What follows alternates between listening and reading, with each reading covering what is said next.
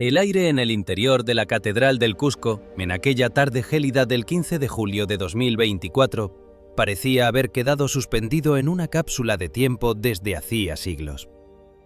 El invierno andino se filtraba por las pesadas puertas de madera de cedro, trayendo consigo ese aroma metálico de la nieve lejana de los picos de la Usangate y el perfume rancio de la tierra seca que solo el Cusco conoce. Mateo, un restaurador de 50 años con la piel curtida por el sol de altura y las manos acostumbradas a tratar con la fragilidad de lo sagrado, sentía que el frío le calaba los huesos, a pesar del grueso poncho de lana que llevaba bajo su overol de trabajo.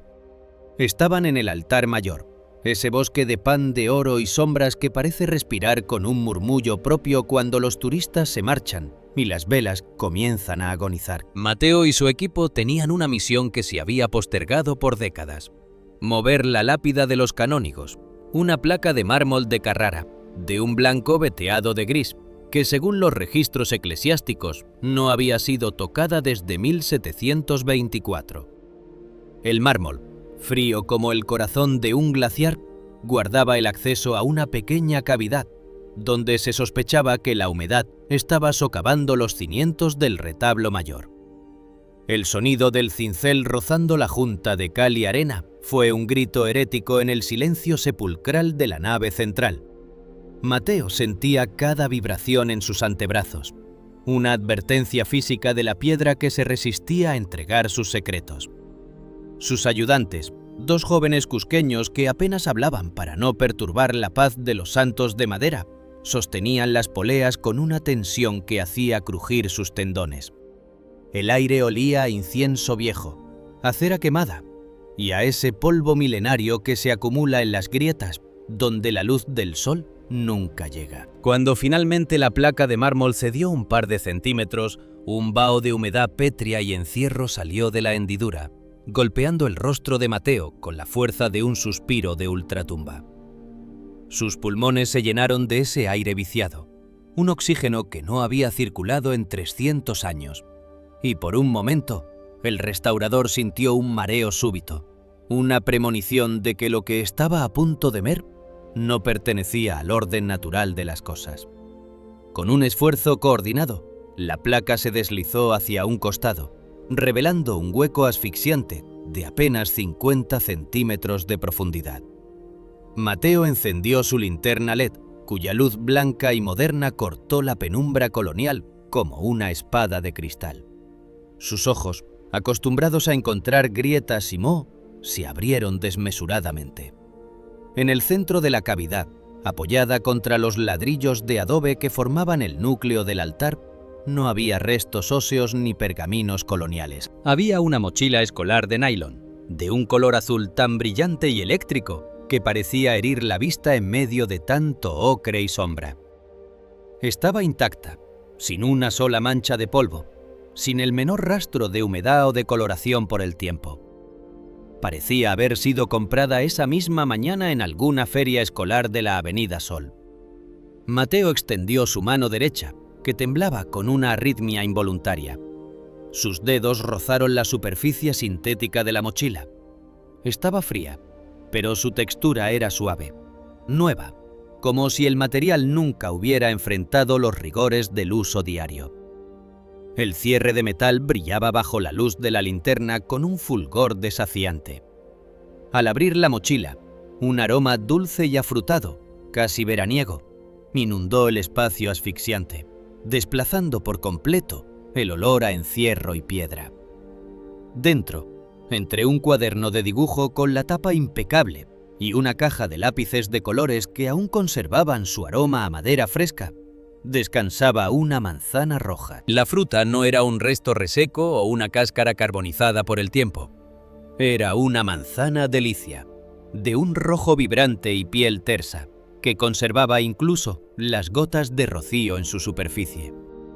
En un costado se veía una pequeña marca, el rastro de una mordida infantil, una herida en la pulpa que lucía blanca y jugosa, como si el niño que la inició la hubiera dejado allí apenas hace un segundo antes de ser interrumpido. El restaurador sintió que el pulso se le escapaba por la garganta. la lógica de su profesión, esa que le decía que todo lo orgánico se corrompe en la oscuridad, se desmoronaba frente a sus ojos. Pero el golpe definitivo llegó cuando, con dedos entumecidos, revisó el bolsillo frontal de la mochila. Allí, protegido por una funda de plástico transparente, asomaba un carné estudiantil. Mateo lo sacó, y el haz de luz de su linterna iluminó el rostro de un niño de unos 8 años, de cabellos negros alborotados y una sonrisa llena de una inocencia que ya no existe en el mundo moderno. El nombre impreso en letras azules, bajo el escudo de una escuela que había cerrado sus puertas hacía décadas, decía: Francisco Paquito Guamán. La fecha de emisión: marzo de 1994. El nombre cayó en la mente de Mateo con el peso de una catedral. Él recordaba 1994. Recordaba el Cusco de hace 30 años. Una ciudad más pequeña y temerosa, marcada por las procesiones y los ecos de una violencia que se resistía a morir en las provincias. Recordaba la noticia que paralizó al ombligo del mundo durante meses: la desaparición de Paquito. El niño se había desvanecido en medio de la procesión del Señor de los Temblores, el lunes santo, bajo una lluvia de pétalos de niuchu rojos y el humo denso de los sahumadores. Miles de personas lo habían visto caminar de la mano de su madre frente a la catedral, y en un parpadeo, en lo que tarda una nube en cubrir el sol, Paquito simplemente dejó de estar allí. Su madre, una mujer que envejeció 100 años en una sola noche, pasó el resto de su vida buscando al niño por los mercados, por las catacumbas, por los pueblos olvidados del Valle Sagrado, hasta que murió de pena frente a ese mismo altar mayor, rogando por un milagro que nunca llegó. ¿Cómo era posible? Mateo miraba la mochila azul, la manzana fresca y el carnet de 1994. El espacio donde fueron hallados había estado sellado por una placa de mármol de 3 toneladas que nadie había movido en 3 siglos. No había trampillas, no había grietas por donde pudiera caber un ratón, mucho menos la mano de un niño. La pared de ladrillos detrás era sólida, parte de la estructura original que resistió el terremoto de 1650. Para todos los efectos físicos, esa mochila no debería estar allí, o Paquito debería haberla dejado en el siglo XVIII, lo cual era un absurdo histórico.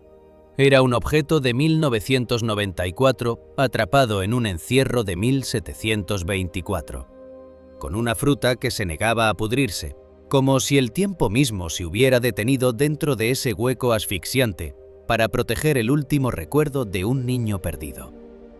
Si esta historia de misterios ocultos entre las piedras milenarias del Cusco, de desapariciones imposibles y objetos que desafían la entropía del universo te está cautivando tanto como a nosotros, no olvides suscribirte al canal.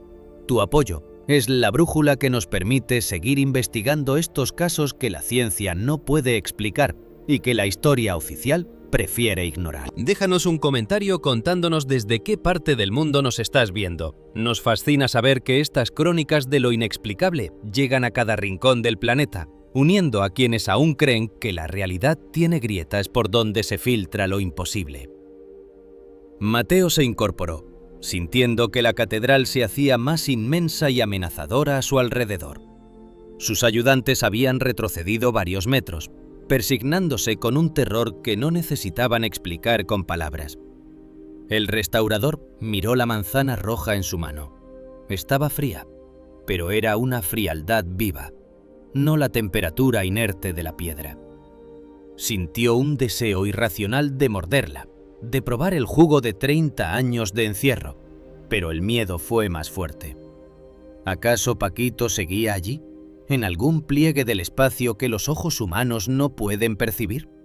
¿Acaso el muro no solo se tragó la mochila, sino también al niño, manteniéndolo en un limbo donde la carne no envejece y la fruta no se marchita? La arquitectura colonial del Cusco está construida sobre cimientos incas, sobre templos de piedra que adoraban al sol y a las estrellas. Y los cusqueños saben que hay huacas o lugares sagrados que tienen hambre de vez en cuando. Pero esto era diferente. No era una leyenda de abuelos contada junto al fuego. Era una mochila de nylon azul, fabricada con derivados del petróleo, sellada detrás de un mármol que vio pasar la colonia, la independencia y la república sin inmutarse. Mateo guardó el carné en su bolsillo, sintiendo el plástico contra su muslo como una quemadura. Miró hacia arriba, hacia las bóvedas oscuras de la catedral, y por un momento juró escuchar el eco de una risa infantil, una nota clara y alegre que se perdió entre el humo de las velas. Sabía que su vida de hombre de ciencia y restaurador metódico había terminado en ese instante. Lo que estaba frente a él no era una restauración, era una invocación. El Cusco, con sus muros de piedra y su sangre de oro, acababa de recordarle que el tiempo no es una línea recta, sino un círculo que se cierra sobre nosotros cuando menos lo esperamos, y que a veces lo que se pierde en la multitud de una procesión espera pacientemente detrás de un muro de mármol a que alguien tenga el valor de mover la piedra. Mateo dio un paso atrás, con el carné de Paquito quemándole en el bolsillo. La oscuridad del altar mayor parecía haber cobrado una densidad nueva, una textura casi líquida que amenazaba con devorar la luz de sus linternas. Sus ayudantes ya se habían retirado hacia la nave lateral, sus pasos resonando en el silencio como un latido acelerado que buscaba la salida. El aire fresco de la plaza de armas, cualquier cosa que les recordara que aún pertenecían al mundo de los vivos. Mateo, sin embargo, no podía dejar de mirar el hueco en el muro. El olor a manzana era ahora tan intenso que le provocaba una salivación dolorosa, una necesidad física de participar de ese milagro imposible. En el Cusco se dice que la catedral fue construida sobre el Quisuar Cancha, el palacio del Inca Huiracocha, y que las piedras tienen memoria de los sacrificios y de las deidades que fueron enterradas vivas bajo la cal de los españoles. Mateo siempre había considerado esos relatos como folclore para los turistas, una forma de darle misticismo a la piedra muerta. Pero mientras sostenía la mochila azul, sentía que la mochila no estaba muerta. El nylon vibraba imperceptiblemente, como si tuviera un pulso propio, una energía residual de Paquito que se negaba a extinguirse. La mochila estaba tibia. No era el frío del mármol, sino un calor residual, el calor de la espalda de un niño que acababa de correr bajo el sol de abril en 1994. Mateo sintió que las lágrimas empezaban a nublarle la vista. Recordó a su propia madre contándole sobre Paquito, advirtiéndole que no se soltara de su mano en las procesiones porque el señor de los temblores a veces elegía a un pequeño para que lo acompañara en su reino de sombras. Mateo tenía 10 años cuando Paquito desapareció. Podría haber sido él. Podría haber sido su mochila la que estuviera allí, detrás de la placa de Carrara. Miró el carné una vez más. La fotografía de Paquito parecía haber cambiado ligeramente. ¿Era su imaginación? ¿O los ojos del niño ahora miraban directamente a los suyos con una súplica silenciosa? El miedo inicial se transformó en una melancolía profunda, una tristeza que se extendía desde su corazón hacia los muros de la catedral. Cusco es una ciudad de entierros y reapariciones, de tesoros que se hunden en las lagunas y de voces que salen de las grietas de los muros incas. Pero Paquito no era un tesoro inca, era un niño de los 90, un niño que seguramente amaba los dibujos animados, que jugaba fútbol en las calles empedradas de San Blas y que tenía una manzana en su mochila para el recreo que nunca llegó. Un crujido seco, como el de una articulación de piedra que se acomoda, resonó detrás del retablo. Mateo se quedó petrificado. No era un ruido de asentamiento estructural, era el sonido de algo que se movía dentro del muro. Una sombra pequeña, apenas un perfil borroso, se proyectó por un instante sobre el pan de oro del retablo, para desaparecer en el siguiente parpadeo de su linterna. El aire se volvió tan frío que el restaurador pudo ver su propio aliento formando una nube blanca frente a su rostro. La manzana roja, sobre la mochila azul, comenzó a rodar lentamente hacia el fondo del hueco, como si fuera atraída por una mano invisible. Mateo no intentó detenerla. Sabía que había cruzado un umbral que no tenía retorno. La Catedral de Cusco acababa de entregarle un misterio que no buscaba justicia, sino que exigía ser contado.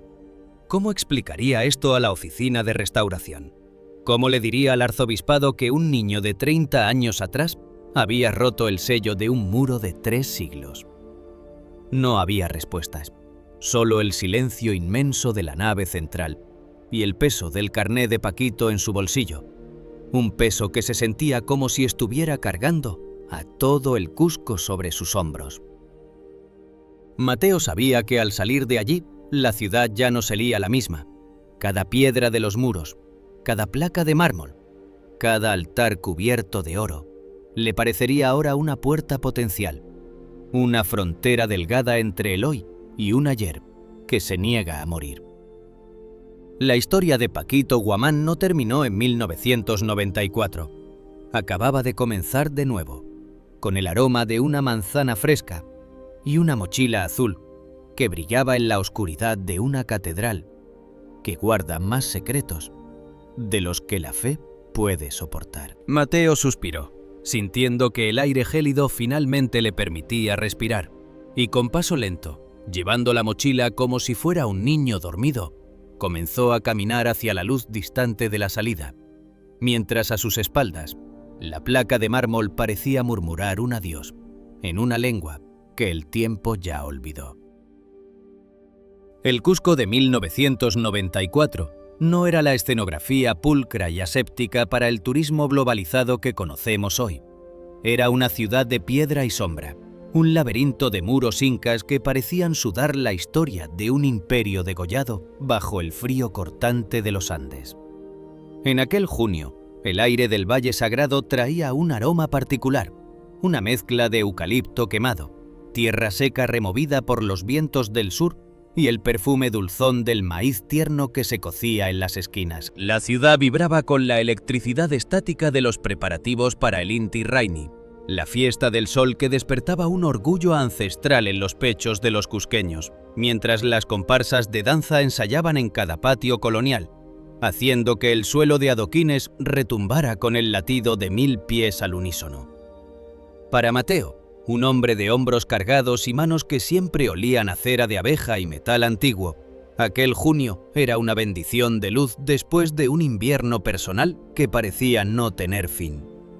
Mateo era el sacristán de la catedral, un cargo que llevaba con una dignidad silenciosa, casi religiosa, habitando una pequeña habitación anexa al convento de Santo Domingo, un espacio de muros de piedra de casi 1 metro de espesor, donde el frío de la noche se combatía con mantas de lana de alpaca y el calor de una pequeña estufa de querosene que siempre chisporroteaba con un sonido reconfortante. Su vida, compartida con su hijo Paquito de apenas 8 años, era un cuadro de paz tallado en la sencillez más absoluta. La habitación olía a una combinación perpetua de incienso de Castilla, cuero viejo y ese aroma lácteo y terroso del pan con queso que compartían cada tarde al regresar de la escuela. Paquito era un niño de ojos vivaces, negros como la obsidiana, que parecía haber heredado de su padre el respeto casinístico por las piedras de la ciudad. Vivir en Santo Domingo era vivir sobre las cenizas del Coricancha, el templo del sol de los incas, y Paquito lo sabía. El niño no jugaba con pelotas de cuero ni con soldados de plástico. Su patio de juegos eran los claustros coloniales y las bases de granito pulido que los españoles no pudieron derribar. Mateo recordaba con una sonrisa melancólica las tardes en la sacristía, cuando la luz dorada de las 6 se filtraba por las altas ventanas, dibujando haces de polvo que parecían escaleras al cielo. Allí, Paquito ayudaba a su padre a pulir los candelabros de plata, unos monstruos de metal precioso que pesaban más que el propio niño, pero que Paquito frotaba con una gamuza de franela roja hasta que podía ver su propio reflejo deformado en la superficie brillante. El sonido del roce del trapo contra la plata ruda era la banda sonora de sus tardes, interrumpida solo por las preguntas incesantes del niño sobre los santos, los ángeles de la guarda y los túneles secretos que, según decía la gente, conectaban la catedral con el Sacsayhuamán. Paquito era la sombra de Mateo, una sombra pequeña y ágil que conocía cada rincón de la catedral mejor que el propio arquitecto que la diseñó.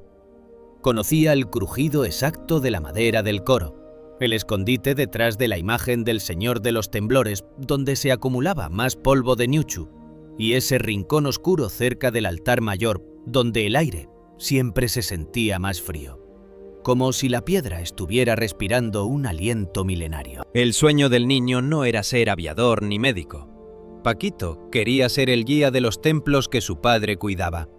Se imaginaba a sí mismo explicando a los visitantes extranjeros, con sus cámaras colgando del cuello y sus sombreros de ala ancha, que bajo sus pies latía el corazón de un imperio que el sol nunca abandonó. Mateo lo escuchaba practicar sus discursos, usando términos que aprendía de los sacerdotes y de los historiadores que ocasionalmente visitaban el convento, y sentía que el futuro de su hijo estaba allí, protegido por las mismas piedras que los habían cobijado durante años. Aquel lunes de la desaparición, el Cusco amaneció bajo un cielo de un azul tan profundo que parecía de cristal, un azul que dolía en los ojos y que prometía una tarde de sol radiante antes de la procesión. Mateo se levantó cuando el frío de la madrugada todavía calaba los huesos, encendiendo la estufa para calentar el agua mientras Paquito se desperezaba entre las mantas.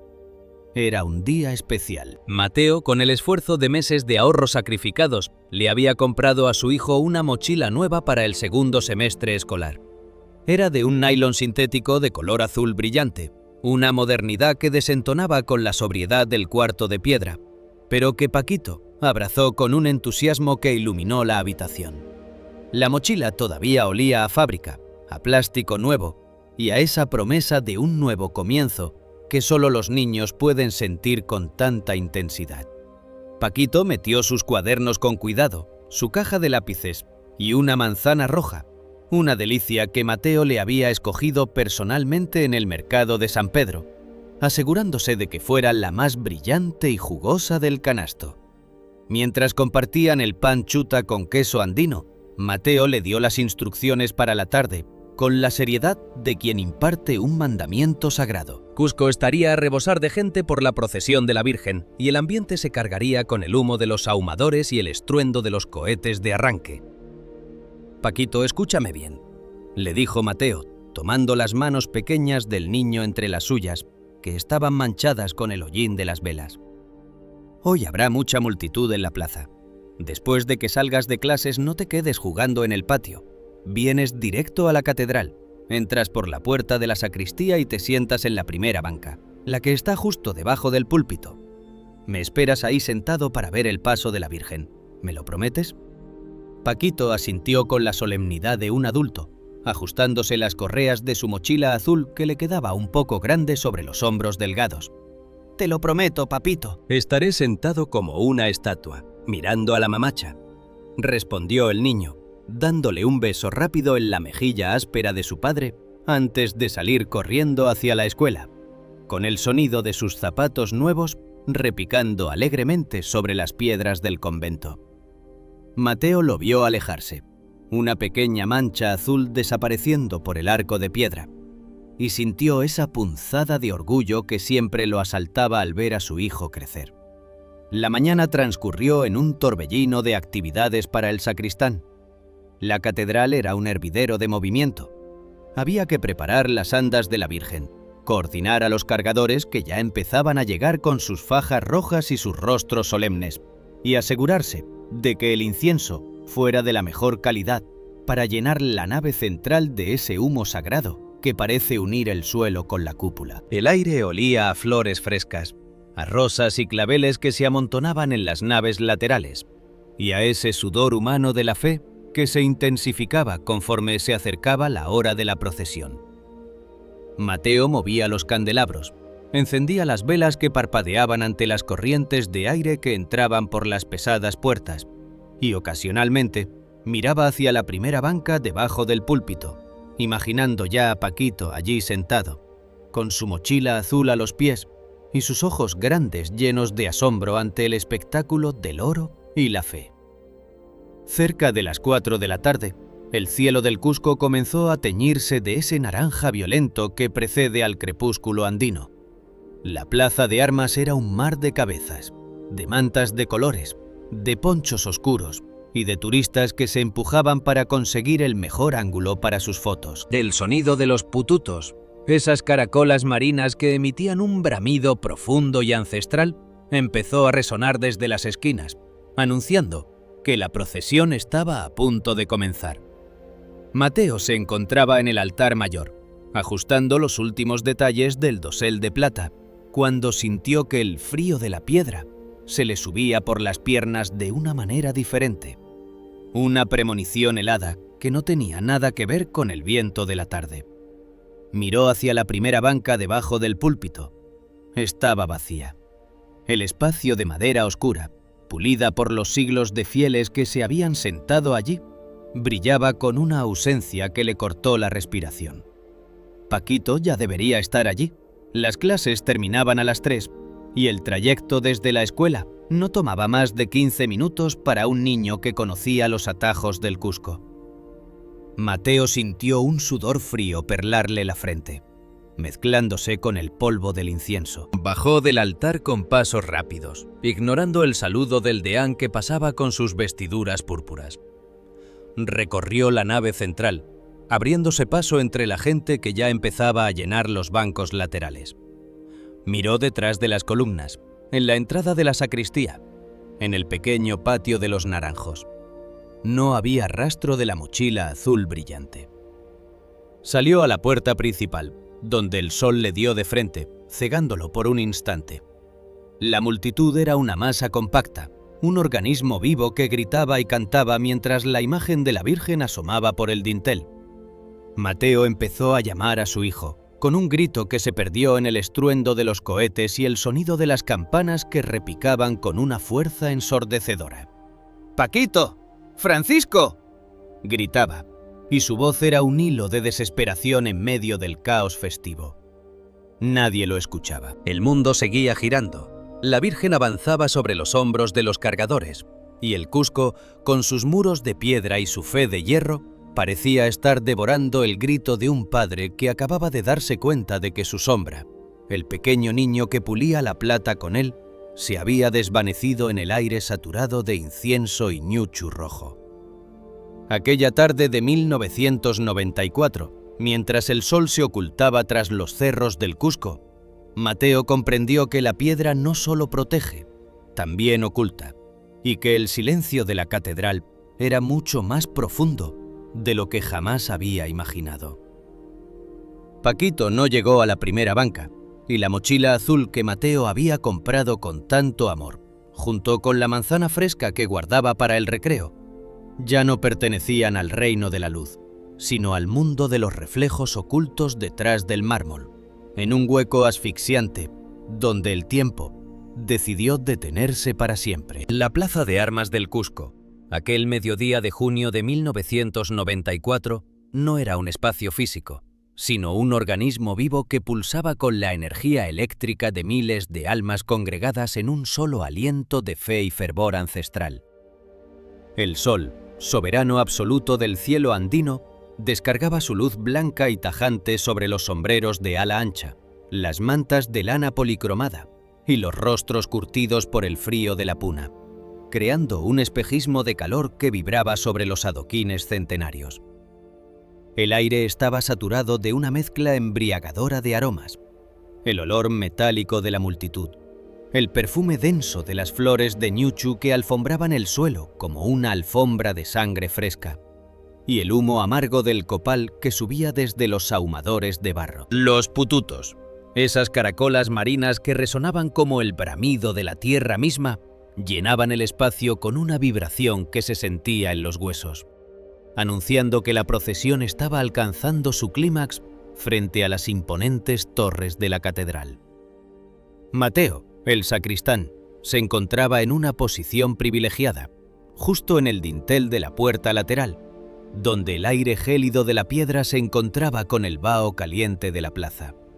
Sus manos, todavía manchadas con la cera de los cirios que había encendido al amanecer, se aferraban al marco de madera con una tensión que le hacía doler los nudillos.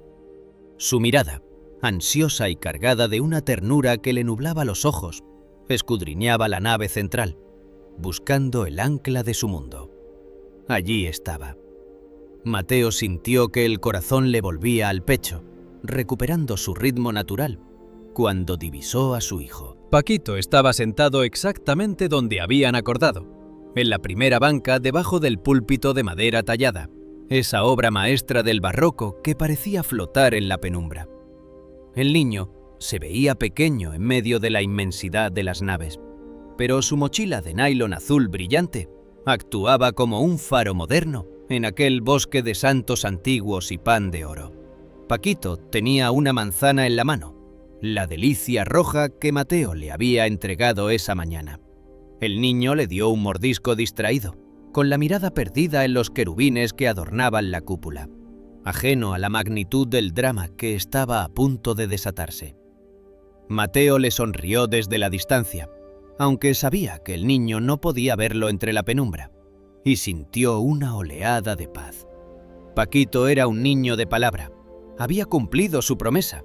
Estaba allí, seguro, esperando el paso de la Virgen bajo la protección de los muros que su padre conocía como la palma de su mano. El clímax de la procesión llegó con una violencia sensorial que pareció rasgar el velo de la realidad.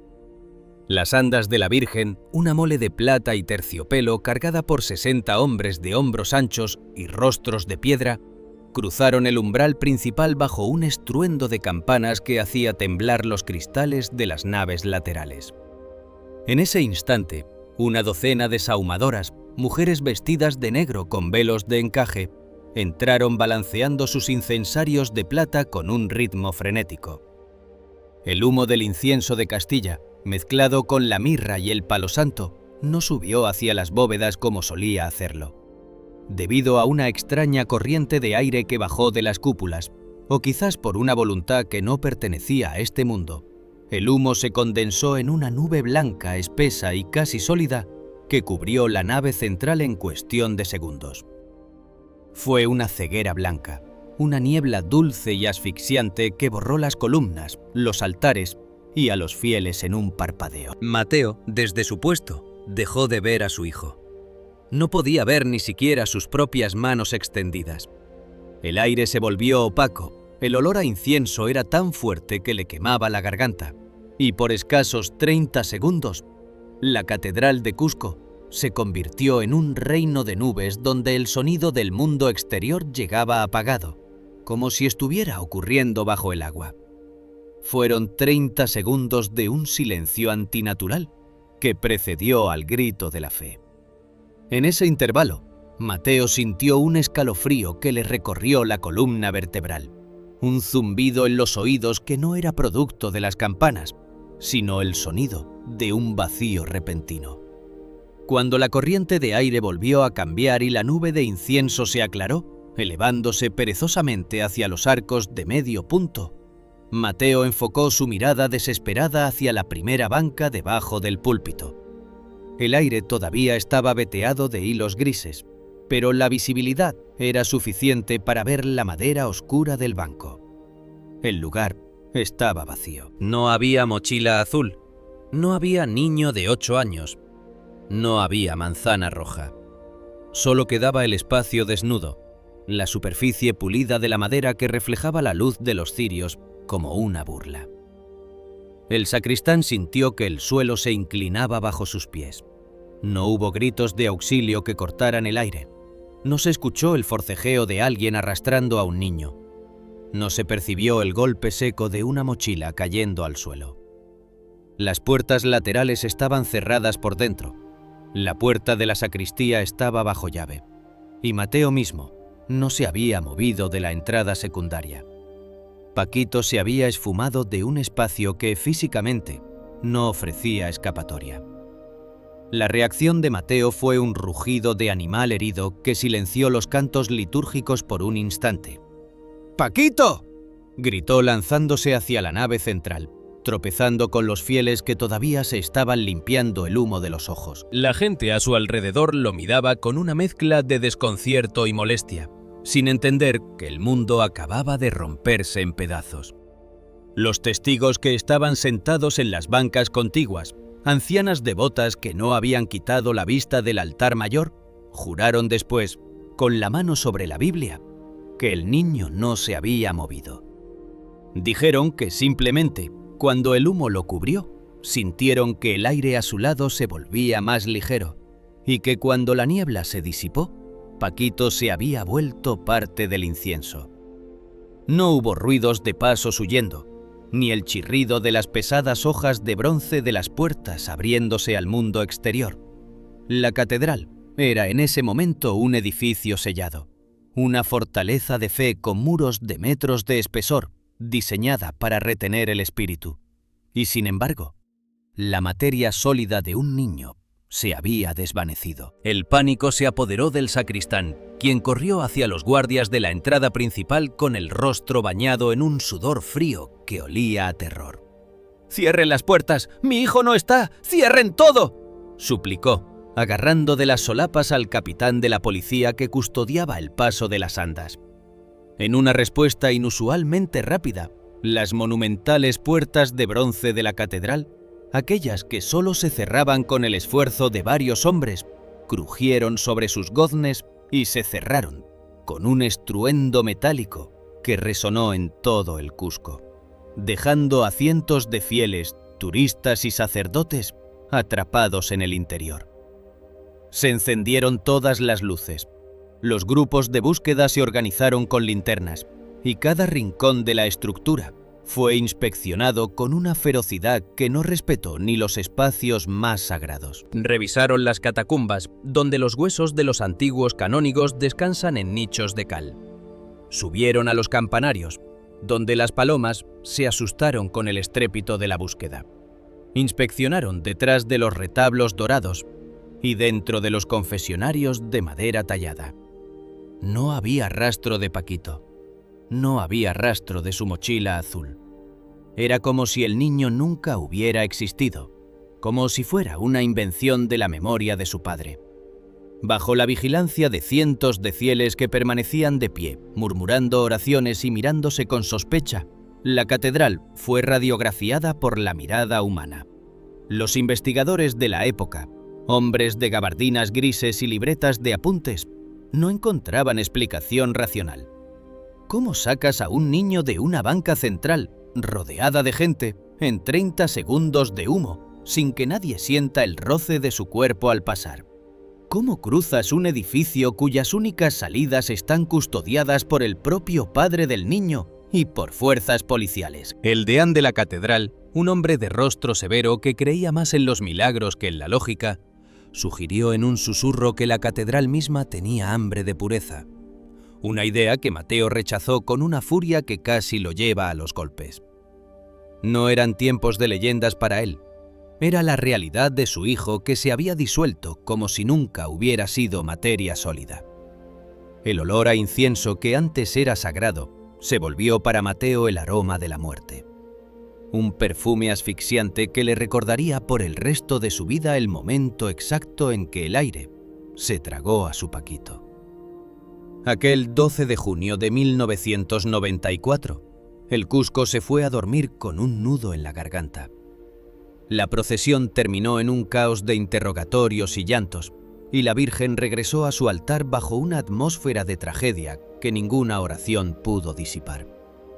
Mateo se quedó solo en la nave central, sentado en la banca donde Paquito había dejado su última huella de calor. Cerraba los ojos e intentaba escuchar el zumbido de nuevo. Ese ruido de abejas invisibles que Lucía Mendoza también mencionaría años después en Alvarado. Había una conexión silenciosa en la geometría de los lugares sagrados. Una falla en el diseño de la realidad que permitía que las personas cruzaran un umbral sin retorno. La mochila azul. La mochila que olía a nuevo y que contenía la manzana del recreo. Ya no estaba en la Catedral del Cusco de 1994. Estaba en un lugar sin tiempo, en una cavidad sellada detrás del mármol, esperando 30 años a que el polvo de los siglos fuera removido. La policía potosina, cusqueña y federal buscaría por semanas, pero la desaparición de Paquito Guamán se convertiría en el expediente más oscuro de la historia peruana. Los testigos nunca cambiaron su versión. El niño se hizo humo. Mateo, el sacristán que amaba el incienso, pasaría sus últimos días barriendo el suelo de la catedral con una mirada ausente, buscando en cada grano de polvo un átomo de su hijo, sin sospechar que Paquito nunca se fue de allí. Estaba a solo unos metros, separado por el grosor de una placa de Carrara, en un hueco donde la manzana no se pudre porque el tiempo se ha olvidado de transcurrir. El incidente de la catedral fue la prueba final de que en las ciudades de piedra, lo sólido es solo una ilusión que el humo puede disipar en 30 segundos de descuido divino. Mateo suspiró en la oscuridad de la nave, sintiendo que el aroma a incienso se le pegaba a la ropa como una condena. Mientras fuera, el Cusco seguía celebrando al sol, ajeno al hecho de que una pequeña vida se había quedado atrapada en el centro mismo de la fe, en un edificio sellado donde la puerta nunca se abrió, pero la salida se encontró en la bruma. El frío de la piedra cusqueña parecía haber absorbido no solo la luz de aquel día, sino también toda esperanza de una explicación lógica. Mientras las horas pasaban y la noche envolvía la ciudad imperial con su manto de estrellas gélidas, Mateo permanecía arrodillado frente a la banca vacía. Sus manos acariciaban la madera, buscando un rastro de calor, una vibración, cualquier cosa que le dijera que su hijo no era una sombra. El aroma de la manzana roja todavía parecía flotar en el aire, mezclado con el rancio perfume de la cera vieja. ¿Cómo era posible que cientos de ojos no hubieran visto nada? La catedral era un teatro de la fe, y Paquito había sido el protagonista de un acto de desaparición que ningún mago podría emular. Los investigadores revisaron los muros buscando pasadizos coloniales, túneles secretos que los incas hubieran dejado bajo el suelo, pero solo hallaron cimientos sólidos y tierra compacta. No había grietas en la realidad física, pero había una fisura en el tiempo que nadie sabía cómo medir. Paquito se había convertido en el fantasma de la catedral antes de ser declarado muerto. La gente empezaba a murmurar que el niño había sido elegido por los antiguos dioses que habitaban bajo el convento de Santo Domingo, que el Coricancha había reclamado su tributo. Mateo escuchaba estas historias con el alma destrozada, sintiendo que cada palabra era una piedra más sobre la tumba de su hijo. Él sabía que Paquito no era un mito. Era un niño que tenía miedo a la oscuridad, que amaba el pan con queso y que estaba orgulloso de su mochila azul. Ese contraste entre la humanidad del niño y la naturaleza imposible de su desaparición era lo que volvía loco al sacristán. La manzana, esa fruta fresca que Paquito sostenía con ilusión, era ahora el símbolo de una interrupción violenta del orden natural. En aquel Cusco de 1994, la desaparición de Paquito no fue solo una pérdida familiar, fue una herida en la certeza de lo que es real.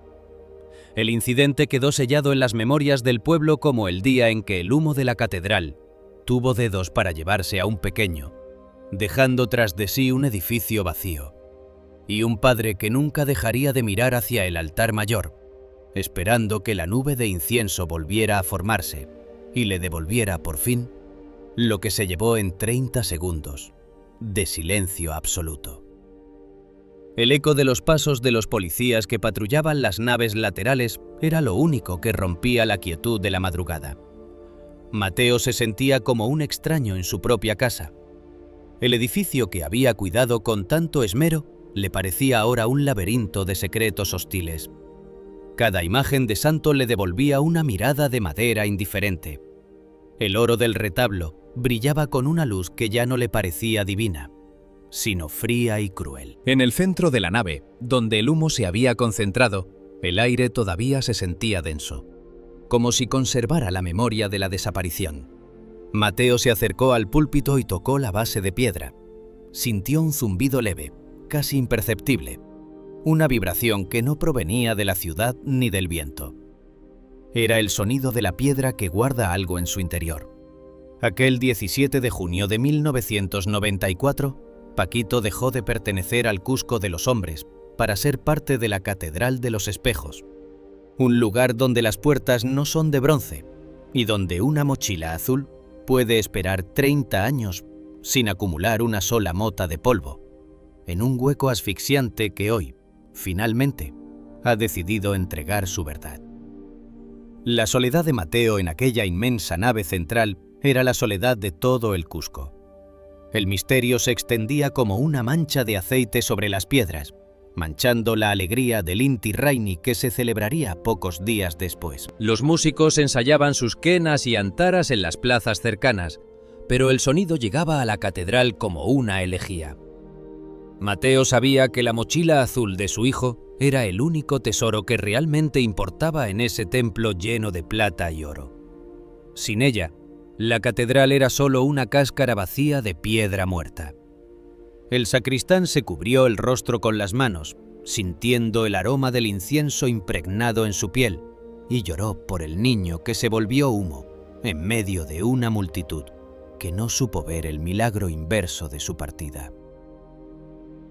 La manzana roja, la mochila azul y el carné de Paquito se habían ido para siempre, o eso creía él, mientras el tiempo se detenía detrás de la placa de mármol, preparando el descubrimiento que, 3 décadas después, detendría el corazón de un restaurador llamado Mateo, quien quizá, en el fondo, siempre supo que su hijo nunca abandonó el templo. El tiempo en el Cusco no fluye con la ligereza del agua de los riachuelos que bajan del Sacsayhuamán.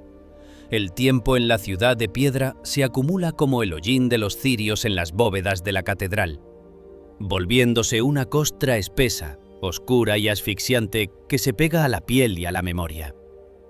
Para Mateo, los 30 años que siguieron a aquel mediodía de 1994 no fueron una sucesión de calendarios, sino una única y eterna tarde de junio que se repetía en un bucle de agonía infinita. Los primeros años fueron un descenso a los infiernos de la burocracia y la crueldad humana. La policía peruana de los 90, una maquinaria oxidada por la corrupción, el cansancio y la falta de recursos, buscó la salida más fácil para cerrar un expediente que les quemaba en las manos. En aquellas oficinas de techos altos y paredes descascaradas que olían a tabaco barato y a papel rancio, los investigadores de gabardinas gastadas miraban a Mateo con una mezcla de sospecha y desprecio. No podían concebir que un niño se hiciera humo en una catedral sellada, así que inventaron una verdad que fuera digerible para sus informes mediocres. Sugirieron, con una frialdad que le partió el alma al sacristán, que Mateo había vendido a su propio hijo a una pareja de turistas extranjeros, una de esas leyendas urbanas que siempre circulaban por el Cusco para explicar lo inexplicable. O peor aún, insinuaron que el niño, en su curiosidad infantil, había caído en algún pozo secreto o alcantarilla colonial, de la que el arzobispado no quería hacerse responsable por temor a un escándalo arqueológico. Mateo escuchaba esas acusaciones sentado en sillas de madera que crujían bajo su peso menguante, sintiendo que el aire de la ciudad se volvía veneno. Lo interrogaron hasta el cansancio, revisaron su humilde habitación una y otra vez, buscando rastros de dólares o maletas que nunca existieron. El dolor de haber perdido a su hijo se vio multiplicado por la infamia de ser señalado como su verdugo. Cusco, una ciudad que puede ser tan acogedora como cruel, empezó a murmurar a sus espaldas. En el mercado de San Pedro, las vendedoras de chicha bajaban la voz cuando él pasaba. En las calles estrechas de San Blas, los vecinos se persignaban como si Mateo cargara con una maldición antigua. Sin embargo, el sacristán no huyó. No podía irse, porque irse significaba abandonar la banca vacía, el rincón de sombra y el aroma a incienso donde Paquito había dejado de ser materia. Se quedó como un espectro anclado a la piedra, habitando la misma habitación anexa al convento de Santo Domingo, que ahora se sentía como una tumba de adobe. La habitación, que antes olía a pan con queso y a las risas de un niño que soñaba con ser guía, se transformó en un santuario del dolor. Mateo guardó la ropa de Paquito en una vieja caja de madera de cedro, envolviendo cada prenda en papel de seda para que el olor del niño no se escapara. El frío del Cusco, ese frío que baja de los glaciares y se mete por debajo de las puertas como un cuchillo de hielo, se convirtió en su única compañía constante. Pasó 3 décadas durmiendo en un catre estrecho, envuelto en frazadas de lana de oveja que pesaban como el plomo, escuchando el repicar de las campanas de la catedral que le recordaban, hora tras hora, el tiempo que le faltaba a su vida. Sus manos, antes fuertes y seguras al pulir la plata, desarrollaron un temblor crónico, una arritmia que parecía el latido de un corazón que se niega a detenerse, pero que ya no tiene sangre que bombear, solo melancolía. Su calvario se desarrollaba en la penumbra de la catedral. Cada noche, cuando los turistas se retiraban a sus hoteles de lujo y las pesadas puertas de bronce se cerraban sobre el mundo moderno, Mateo emergía de su habitación como una sombra. Su tarea era limpiar las piedras, pulir los altares y barrer el polvo que el viento andino filtraba por las grietas. Pero Mateo hacía mucho más que limpiar. Se convirtió en el confidente de las estatuas de madera, en el susurrador de los santos que miraban desde sus altares dorados con ojos de vidrio indiferentes. Se arrodillaba frente a la imagen del Señor de los Temblores, el Taitacha de los Temblores, y en el silencio absoluto de la nave central susurraba el nombre de Paquito. Hablaba con el Cristo moreno, reclamándole el milagro que le había robado la tarde de la procesión. ¿Por qué él? ¿Por qué mi niño?, preguntaba al vacío, y el eco de su propia voz, rebotando en las bóvedas de crucería, era la única respuesta que obtenía. Con el paso de los años, el Cusco cambió radicalmente. La ciudad vibrante de los 90 se convirtió en un epicentro turístico mundial, un parque temático de la historia donde los hoteles de 5 estrellas se construían sobre los muros incas y el olor a café de marca reemplazaba al aroma del querosene. Las plazas se llenaron de neón, de guías con micrófonos y de una marea humana que caminaba sobre los adoquines sin sospechar que bajo sus pies latía una tragedia suspendida en el tiempo. Para Mateo, este nuevo Cusco era una ilusión ofensiva. Él veía a los niños turistas, con sus mochilas modernas y sus abrigos de colores, y por un momento su corazón se detenía, creyendo ver el azul brillante de la mochila de Paquito entre la multitud. Pero siempre era un error, un espejismo de su mente cansada, que le recordaba que para el resto del mundo, el reloj seguía avanzando, mientras que para él, el segundero se había clavado en 1994. Mateo se volvió parte de la arquitectura de la catedral. Su piel adquirió el tono grisáceo de la piedra andesita. Su voz se volvió un susurro arenoso. Y sus ojos, velados por las cataratas y el llanto, parecían 2 pozos de obsidiana que habían visto demasiado. Los nuevos sacerdotes, jóvenes que llegaban de Lima o de España con ideas modernas sobre la liturgia, lo veían como un estorbo necesario. Un anciano que conocía los secretos de las cerraduras y las humedades de los muros, pero que parecía vivir en un siglo que ya no existía. Mateo no les prestaba atención. Él seguía barriendo el mismo centímetro de piedra frente a la primera banca debajo del púlpito, puliendo la madera, hasta que el brillo le devolvía un reflejo distorsionado de su propia soledad. Buscaba una respuesta que el silencio de los muros le negaba con una terquedad pétrea. A veces, en las madrugadas de invierno, cuando el Cusco queda sumido en una quietud que parece preludiar el fin del mundo, Mateo caminaba hacia el altar mayor. Allí, donde la luz de la luna se filtraba por los vitrales dibujando formas fantasmales sobre el mármol de Carrara, el sacristán sentía una presencia. No era un fantasma de cuentos, era una vibración, un aroma a manzana fresca que se manifestaba por unos segundos para luego desaparecer bajo el olor a incienso viejo. Mateo tocaba la placa de mármol de los canónigos, ponía su oído contra la piedra fría y juraba escuchar el latido de un corazón pequeño, un sonido rítmico y vital que desafiaba los 3 siglos de encierro del altar. Los doctores del Hospital de la Beneficencia, a donde acudía ocasionalmente por sus dolores de huesos, decían que eran alucinaciones auditivas provocadas por el estrés postraumático y la altitud. Pero Mateo sabía que la piedra tiene memoria y que el mármol no era solo un adorno, sino una frontera. Su calvario era también un acto de resistencia. Al negarse a olvidar, al negarse a aceptar las versiones policiales, Mateo mantenía a Paquito vivo en el tejido de la ciudad. El niño del zapato azul, como lo llamaban algunos viejos del barrio, seguía presente en cada oración, en cada vela que el sacristán encendía en los rincones oscuros de la catedral. Mateo se convirtió en el guardián de un misterio que el Cusco prefería ignorar. Los guías turísticos pasaban por el altar mayor contando historias sobre el pan de oro y los artistas de la escuela cusqueña, pero Mateo los miraba desde las sombras, sabiendo que la verdadera historia de ese lugar no estaba en los marcos tallados, sino en el vacío absoluto que había dejado su hijo. El cansancio acumulado de 30 años de vigilia se le notaba en el caminar encorvado, en las manos que ya no podían sostener con firmeza el hisopo de agua bendita.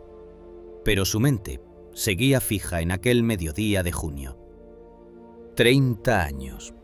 3 décadas de ver pasar procesiones, terremotos leves que hacían crujir la estructura de la catedral y cambios de gobierno que prometían justicia y solo traían más olvido. Mateo era un espectro que recorría los claustros de Santo Domingo, un hombre que se había alimentado de pan con queso y esperanza rancia durante media vida. Había visto morir a los policías que lo acusaron, había visto enterrar a los sacerdotes que no le creyeron, y él seguía allí, como una de las columnas de granito que sostienen la bóveda, esperando. El Cusco turístico, con sus flotas de buses y sus trenes de lujo, le resultaba ajeno.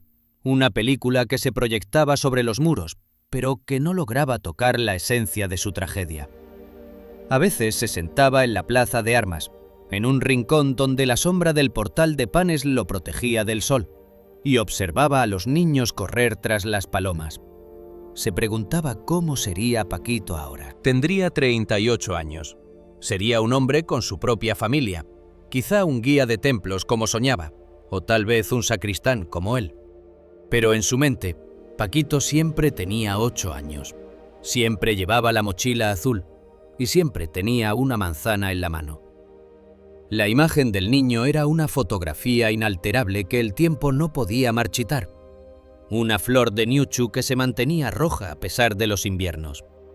Mateo cerraba los ojos y podía sentir la manito de Paquito apretando la suya, un fantasma táctil que era lo único que lo mantenía cuerdo en medio de la locura del olvido. El 17 de julio de 2024, el día del hallazgo, Mateo no estaba en la catedral. Sus piernas, ya cansadas de cargar con tanto peso muerto, le habían obligado a quedarse en su habitación del convento. Pero sintió el momento exacto en que la piedra fue movida. Sintió una liberación en el aire, un cambio en la presión atmosférica del Cusco que le hizo abrir los ojos de golpe. El aroma a incienso de su cuarto fue reemplazado por un instante por el perfume dulce y vibrante de una manzana recién mordida. Mateo se incorporó, con el corazón galopando contra sus costillas viejas, y supo que el silencio de los muros finalmente se había roto. Los 30 años de calvario, las acusaciones, las noches de limpieza y los susurros a las estatuas estaban a punto de encontrar un destino. El tiempo, ese círculo de piedra que lo había mantenido prisionero, acababa de abrirse, revelando que el sacristán que dormía con el aroma de la cera nunca estuvo solo en su dolor. Cusco, la ciudad que lo convirtió en espectro, estaba a punto de devolverle la materia de su vida, escondida en un hueco asfixiante donde el amor de un padre fue lo único que logró mantener la frescura de una manzana y el brillo de una mochila azul durante 3 décadas de cobarde olvido. Mateo se puso de pie, buscando su bastón de madera de yoque, y con pasos vacilantes comenzó a caminar hacia la catedral, sabiendo que el reloj del Cusco, por fin, estaba a punto de ponerse en marcha de nuevo. El hallazgo de la mochila azul brillante en aquel gélido julio de 2024 no fue solo un descubrimiento arqueológico o policial, fue la detonación de una bomba de tiempo emocional que llevaba 30 años enterrada en el lodo y la cal del Cusco. Cuando la noticia de la mochila intacta y la manzana insultantemente fresca se filtró a los medios de comunicación locales, la ciudad imperial entró en un estado de paroxismo que no se veía desde los grandes terremotos del siglo pasado. La plaza de armas se llenó de furgonetas con antenas parabólicas, periodistas de todo el mundo que hablaban lenguas extrañas y una multitud de cusqueños que exigían respuestas, agolpándose contra las pesadas puertas de bronce de la catedral. Mateo, el viejo sacristán, cuya piel ya parecía confundirse con la textura de la piedra andesita, permanecía en un rincón de la sacristía, rodeado por el humo de un incienso que ahora le sabía a ceniza y a traición. La presión mediática y el clamor social obligaron al Ministerio del Interior y al Arzobispado a permitir una intervención tecnológica sin precedentes en un lugar tan sagrado. Ya no bastaban los ojos de los hombres ni los susurros de los confesionarios. Era necesario que la ciencia perforara el silencio de la piedra. Aquella mañana de finales de julio, la nave central de la catedral se vio invadida por un equipo especial de la policía científica que traía consigo escáneres de penetración terrestre, conocidos como georradares, y sensores láser de última generación. El contraste era casi obsceno. Las máquinas de plástico negro y pantallas de cristal líquido, con sus cables serpenteando por el suelo de piedra, frente a los retablos de pan de oro que brillaban con una luz antigua y despectiva. Mateo observaba desde las sombras, con el rosario de madera apretado entre los dedos, sintiendo que el zumbido electrónico de los aparatos era un heraldo de la verdad que él siempre temió y esperó al mismo tiempo. Los técnicos, vestidos con trajes de protección blancos que los hacían parecer astronautas en medio de una liturgia colonial, comenzaron a deslizar los sensores por el área del altar mayor, justo donde la lápida de los canónigos había sido removida. El aire en la catedral estaba saturado de una electricidad estática que hacía que el vello de los brazos se erizara. El olor a ozono de los equipos se mezclaba con el aroma persistente de la manzana roja de Paquito, creando una atmósfera surrealista, donde lo moderno y lo ancestral colisionaban de frente. El georradar comenzó a emitir un pitido rítmico, una señal acústica que indicaba una anomalía en la densidad del subsuelo.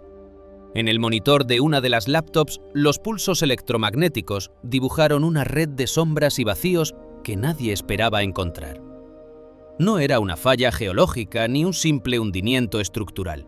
Lo que el escáner reveló fue un sofisticado sistema de conductos de ventilación ocultos, pasadizos de apenas 60 centímetros de ancho, que habían sido construidos con ladrillo y mortero de cal durante alguna de las remodelaciones secretas del siglo XIX. Estos conductos, diseñados originalmente para airear las criptas y evitar que la humedad destruyera las obras de arte, conectaban la base del altar mayor con un ala olvidada del recinto, la antigua residencia de los sacerdotes bibliotecarios, una construcción de 2 pisos que colindaba con la parte posterior de la catedral y que había permanecido cerrada desde finales de los años 90, tras la muerte de sus últimos ocupantes. Mateo sintió que el suelo se movía bajo sus pies, pero no era un temblor andino. Era el vértigo de comprender que su hijo no se había ido al cielo, ni se había desvanecido en el humo del incienso. Paquito siempre había estado allí, respirando el mismo aire viciado que su padre barría cada noche, separado solo por unos metros de mampostería y un silencio cómplice. Mientras los policías comenzaban a marcar con tiza roja los puntos de ruptura en el muro norte, un perito forense, especializado en la recuperación de objetos sensibles, se acercó a la mochila azul. Con pinzas de precisión, extrajo del bolsillo lateral un objeto que Mateo no recordaba. Un pequeño grabador de voz de juguete, de esos que grababan apenas 10 segundos en una cinta magnética rudimentaria, con la carcasa de plástico amarillo desgastada por el tiempo. Era el regalo que Paquito había recibido en su último cumpleaños. Un juguete sencillo que el niño llevaba a todas partes para grabar el sonido de las campanas y las voces de los turistas. La cinta estaba degradada por la humedad residual, pero el equipo forense utilizó un software de inteligencia artificial de última generación para restaurar los surcos magnéticos y filtrar el ruido de fondo. El proceso tomó horas que para Mateo fueron eones de angustia.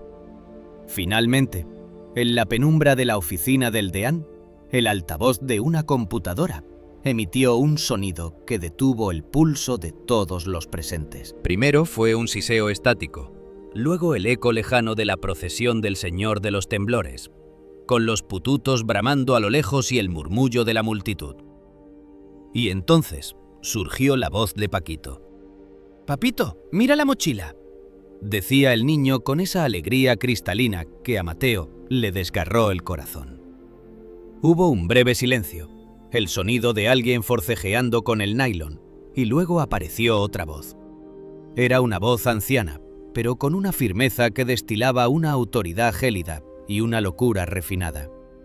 «Es hora de cuidar el tesoro de verdad, pequeño. Aquí nadie podrá manchar tu alma.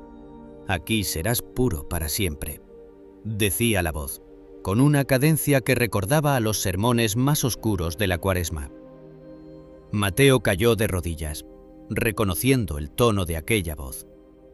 No era la voz de un extraño, ni la de un turista, ni la de un demonio de las leyendas. Era la voz de don Anselmo, el antiguo bibliotecario de la catedral, un hombre que en 1994 ya era un anciano encorvado por el peso de los manuscritos, y cuya vida transcurría entre el polvo de los pergaminos y el silencio de las crónicas coloniales. Don Anselmo era un hombre solitario, de modales exquisitos y una devoción fanática por la estética de lo sagrado. Alguien que solía darle dulces a Paquito y que elogiaba la pureza de su mirada frente a las pinturas de la escuela cusqueña. Anselmo había muerto en 1998, solo y rodeado de sus libros, llevándose a la tumba un secreto que el Cusco nunca sospechó.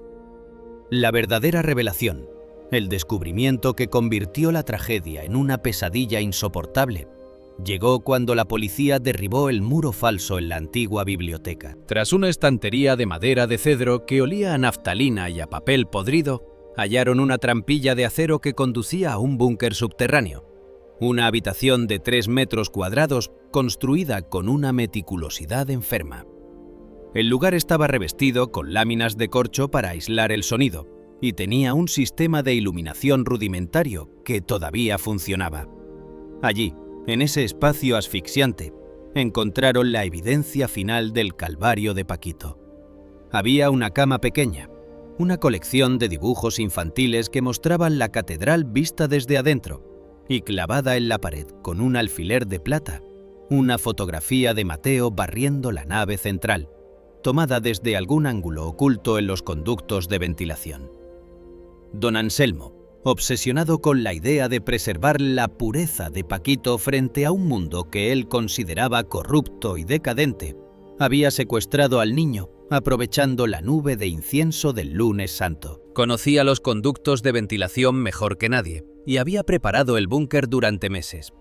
Mantuvo a Paquito cautivo durante 4 años, desde 1994 hasta 1998. Durante ese tiempo, le hizo creer al niño que el mundo exterior había sido destruido por una plaga divina y que el búnker era el único lugar seguro sobre la tierra. Paquito vivió a pocos metros de su padre, escuchando sus pasos sobre la piedra, escuchando sus susurros a los santos, sin poder gritar, convencido de que su silencio era el precio de la salvación de ambos. Don Anselmo alimentaba al niño a través de los conductos y le llevaba frutas frescas del mercado, como la manzana que el bibliotecario mismo guardó en la mochila como una ofrenda final antes de que la muerte lo reclamara a él también. Cuando Anselmo falleció de un ataque al corazón en su cama de la residencia sacerdotal en 1998, nadie revisó la biblioteca. El búnker se convirtió en la tumba definitiva de un secreto que la catedral decidió absorber.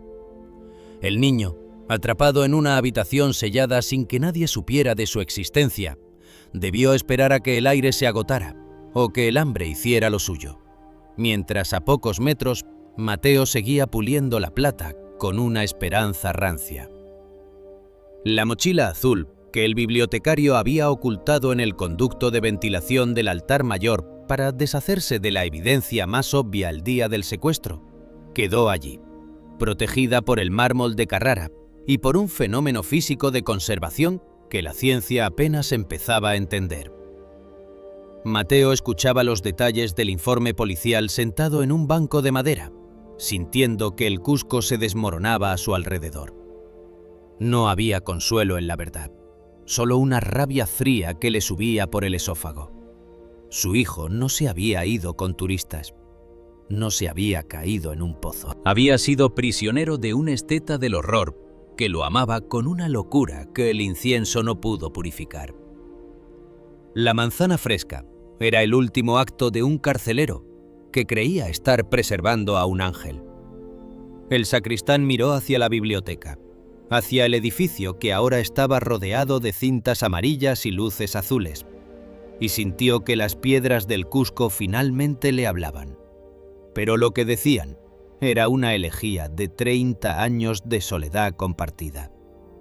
Paquito había muerto allí, en la oscuridad, rodeado de sus dibujos y del aroma de los libros viejos, esperando a un padre que nunca llegó, porque un muro de piedra y la locura de un hombre fueron más fuertes que cualquier lazo de sangre. El giro estaba completo.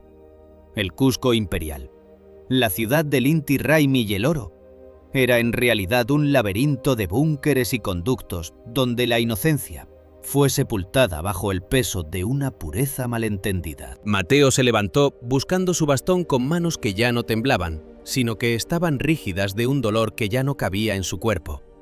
Mientras fuera, el sol del Cusco comenzaba a ocultarse, proyectando la sombra larga y definitiva de una mochila azul sobre las piedras de la plaza de armas.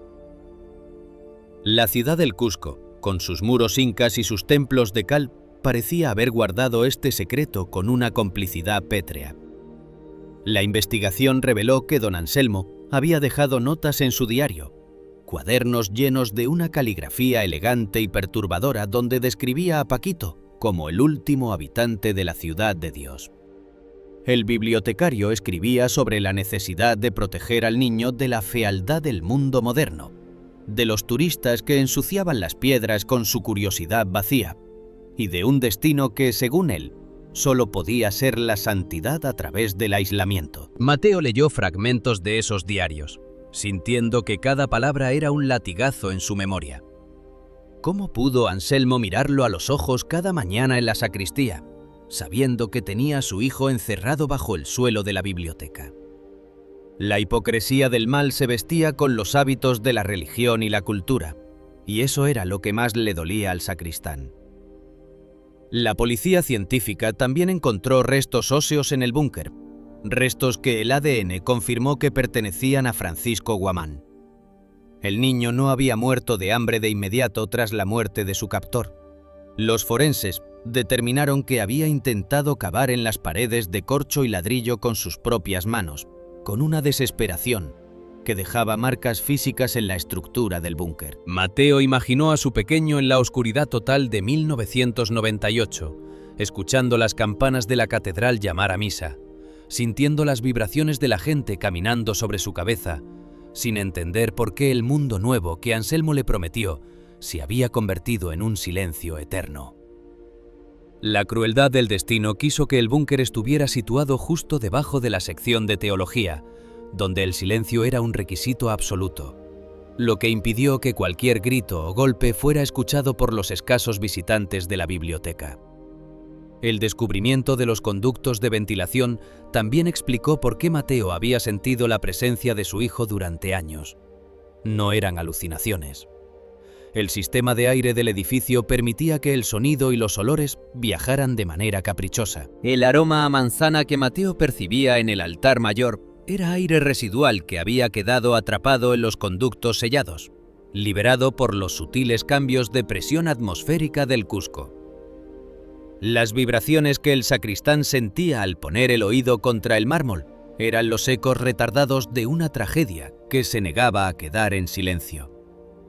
Cusco, la ciudad de las energías y los apus, tenía una explicación física para sus milagros, pero esa explicación era mucho más aterradora que cualquier leyenda de fantasmas. La mochila azul y la manzana roja fueron retiradas de la catedral bajo estrictos protocolos forenses, pero la imagen de esos objetos impecables quedó grabada en la retina de todos los cusqueños. La frescura de la manzana fue finalmente explicada por un fenómeno de microclima dentro del conducto sellado. La combinación exacta de temperatura constante, ausencia de oxígeno y la presencia de ciertos minerales en el mortero colonial habían creado una cámara de vacío natural que preservó la fruta como si hubiera sido liofilizada por el propio tiempo. No era magia, era una trampa física que mantuvo el último recreo de Paquito intacto para que su padre pudiera verlo 30 años después. Mateo regresó a su habitación en el convento de Santo Domingo esa noche, pero ya no barrió la catedral. Se sentó en su catre, mirando la caja de madera de cedro donde guardaba la ropa de su hijo, y por primera vez en 3 décadas no susurró su nombre a los santos. Ya no era necesario. La verdad, amarga y punzante como el aire de los Andes, le había devuelto a Paquito.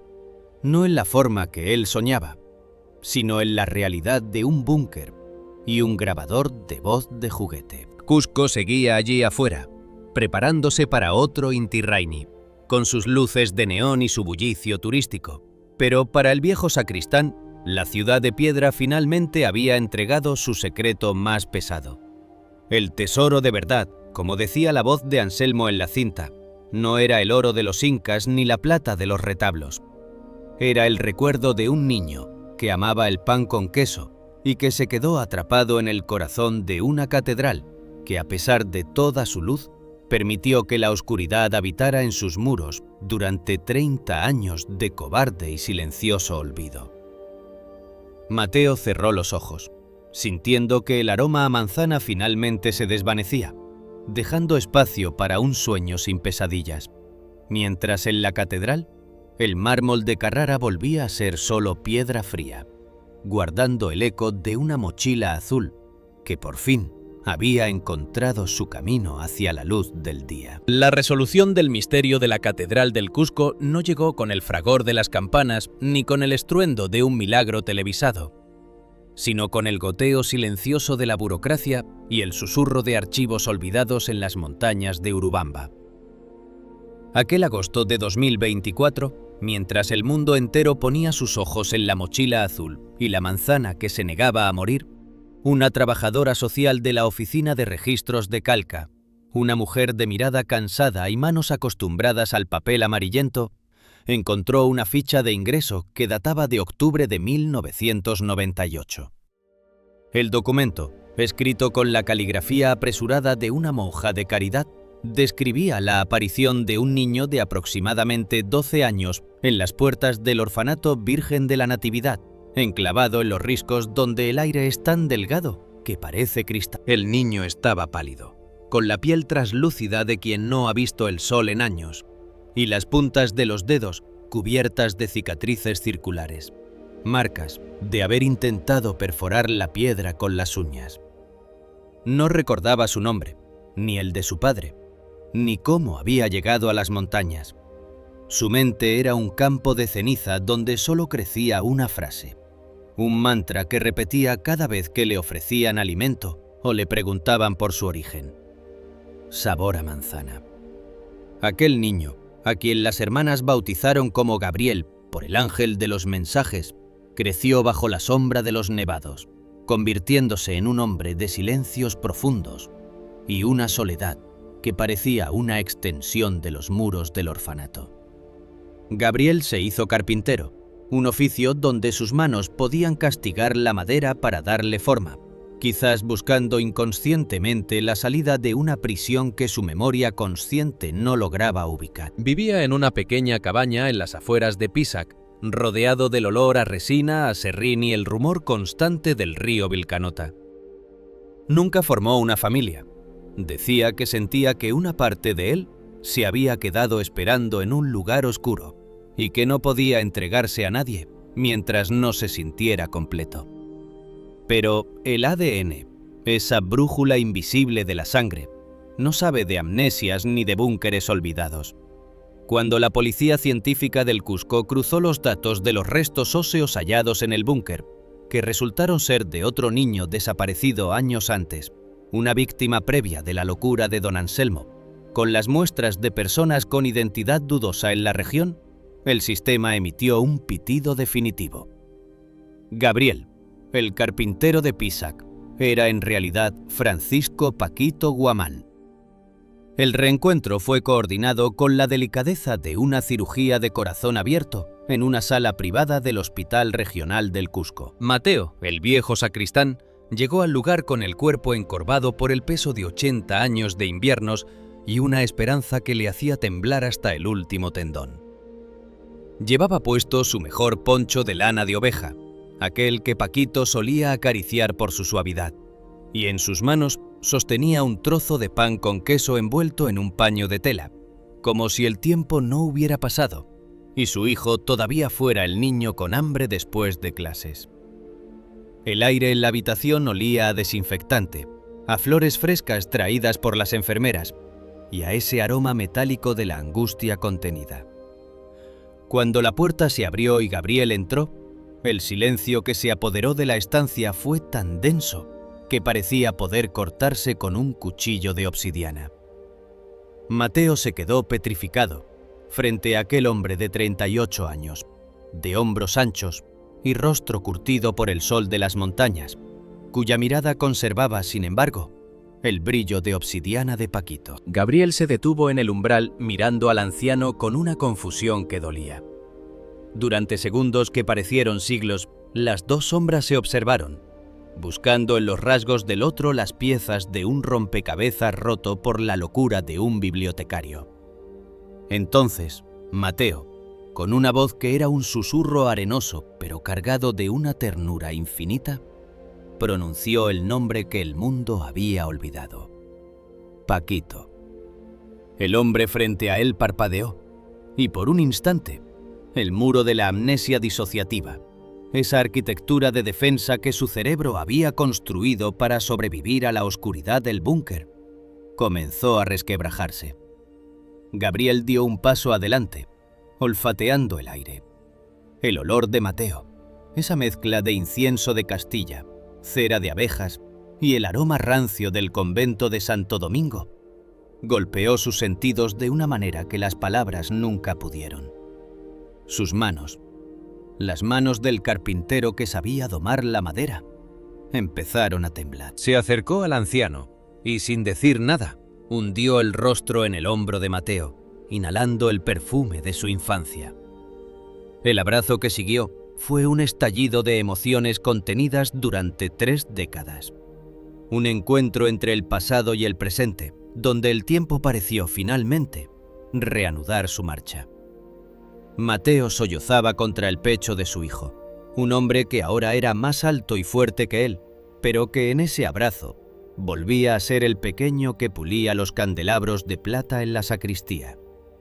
Te busqué en cada grano de incienso, Paquito. Limpié cada piedra de la catedral esperando encontrar tus huellas, murmuraba Mateo, apretando la tela del poncho de su hijo con una fuerza que desafiaba su fragilidad. Sabía que no te habías vuelto humo. La piedra me decía que estabas cerca. Gabriel, o Paquito, se separó lentamente, mirando a su padre con ojos bañados en lágrimas. La memoria no regresó como un rayo, sino como un goteo lento, un sabor que se extendía por su paladar. Recordó la manzana. Recordó el sabor dulce y ácido de la fruta que Anselmo le daba a través de la rejilla de ventilación en la biblioteca, diciéndole que era el maná del cielo. Recordó que ese era el único vínculo con la realidad que tenía en su celda de corcho y ladrillo. Sabor a manzana no era solo una frase. Era el ancla que lo mantuvo unido a la vida mientras el mundo exterior se desvanecía. La manzana fresca en la mochila, según explicaron los expertos forenses días después, había sido el resultado de un microclima excepcional generado por el muro seco de piedra y la ausencia total de oxígeno tras el sellado del búnker por parte de Anselmo poco antes de su muerte. Pero para Mateo, la ciencia era irrelevante. Aquella fruta perfecta era el mensaje de que la vida de su hijo se había detenido en una pausa sagrada, esperando por él, preservada por la misma piedra que lo ocultó. El regreso a la catedral fue un ritual de cierre que paralizó al Cusco. Las hermanas Mendoza, que habían viajado desde Alvarado para solidarizarse con la familia Guamán, al reconocer las similitudes en sus tragedias, acompañaron a Mateo y Paquito hasta la plaza de armas. La ciudad entera guardaba un silencio respetuoso. Ya no había flashes de turistas ni gritos de guías. Solo se escuchaba el sonido de las campanas de la catedral, que repicaban con una alegría que parecía sacudir los cimientos incas de la ciudad. Paquito, caminando con paso firme al lado de su padre anciano, entró por la puerta principal, sintiendo el aire frío y el aroma a incienso que ahora ya no le causaba terror, sino una extraña sensación de pertenencia. Se detuvieron frente a la primera banca debajo del púlpito, el lugar de la desaparición. Paquito se sentó en la madera oscura, exactamente donde se había sentado 30 años atrás. Mateo se sentó a su lado, y por primera vez en 3 décadas, el espacio vacío fue llenado por la materia sólida del amor. El sacristán sacó el carné estudiantil que el restaurador Mateo le había entregado, la imagen del niño de 8 años que ahora era un hombre, y lo puso sobre la banca. La mochila azul, ahora tratada por conservadores para evitar su deterioro al contacto con el aire moderno, fue colocada a sus pies. La manzana, que finalmente había comenzado a oxidarse levemente en el centro de investigación, se convirtió en el símbolo de que el tiempo, finalmente, había vuelto a fluir para los Guamán. El búnker debajo de la biblioteca fue sellado para siempre, por orden del arzobispado, pero la historia de lo que ocurrió allí quedó grabada en el alma del Cusco como un recordatorio de que la locura puede habitar en los rincones más sagrados. Hoy, Paquito vive con Mateo en la pequeña habitación anexa al convento de Santo Domingo.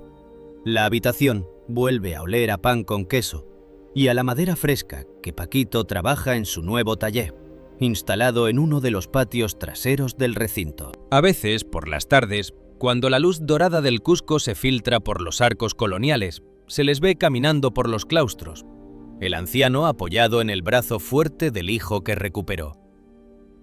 Paquito ha comenzado a estudiar para ser guía de los templos, cumpliendo el sueño que Anselmo intentó robarle de la manera más perversa. Conoce los secretos de la catedral mejor que nadie, no por los libros, sino porque vivió en sus entrañas, porque escuchó sus latidos, y porque sabe que cada piedra tiene un nombre.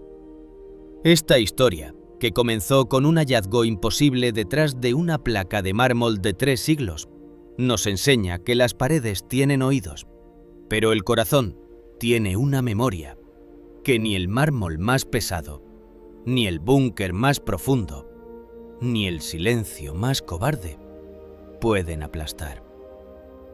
Paquito volvió a casa desde el humo del incienso y el vacío del tiempo, recordándonos que la esperanza no es una ilusión de los desesperados, sino el único milagro que no necesita explicación científica para ser real. Mientras el sol del Cusco se oculta tras los cerros, iluminando las torres de la catedral con un fulgor de oro viejo, Mateo y Paquito se sientan a compartir el pan en su cuarto de piedra. Ya no hay miedo a los espejos ni a los cuartos sin puerta. La manzana ha cumplido su misión. La mochila azul ha encontrado su lugar en la historia. Y el sacristán, por fin, puede cerrar los ojos en paz, sabiendo que su sombra ha regresado para caminar a su lado bajo el cielo infinito de los Andes. La verdad ha roto contra la orilla de la piedra, y el Cusco, con sus muros milenarios, sonríe en la penumbra, guardando ahora un secreto de luz que el tiempo, por mucho que lo intente, nunca más podrá volver a ocultar.